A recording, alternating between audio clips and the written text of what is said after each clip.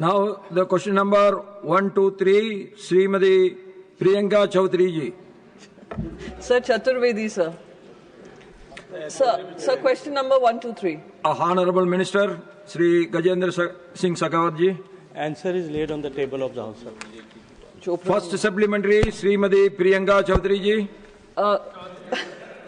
Sir Chaturvedi, Chaturvedi, sorry, Chaturvedi ji.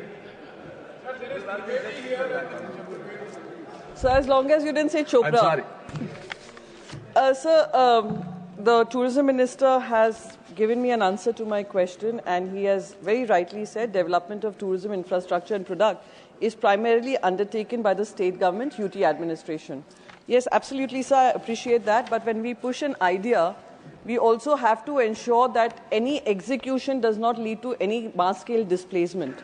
So my first question with regards to that, many of the tourism resorts and hotels across states have been built on tribal land through Benami transactions and without genuine tribal consent. Does the ministry plan to audit all tourism-related land allotments in scheduled areas to verify legality and consent under the relevant law and regulations, sir? माननीय chairman साहब जी, मैं माननीय सदस्य का धन्यवाद करूंगा कि उन्होंने इस बात को उत्तर को इस बात को समझा है कि टूरिज्म प्राइमरीली राज्य सरकार का विषय है। ठीक उसी तरह लैंड एंड रेवेन्यू भी जो है वो राज्य सरकार का विषय है। जमीन देना, जमीन का अधिग्रहण करना, जमीन को कन्वर्जन करना, उसके लिए होटल बनाने की अनुमति देना, यह सब राज्य सरकारों के स्तर पर होता है। और फेडरल स्ट्रक्चर में राज्य सरकार के किसी अधिकार क्षेत्र के विषय में सीधे जाकर के ऑडिट करना या सर्वे करना, ये भारत सरकार के जो है परव्यू में नहीं है। मुझे लगता है कि उसके लिए अगर माननीय सदस्य का कहीं कोई ग्रीवेंस है तो उनको राज्य सरकार को इसके बारे में जो है पर्टिकुलर राज्य सरकार को इसके बारे में लिखना चाहिए। Second supplementary, Sri Priyanka Chaturvedi ji. So I'm very sure that the government, the tourism ministry at the union level can also mandate or ask them to audit various state governments. I'm sure you can send that notification to them or guidelines to them to audit it.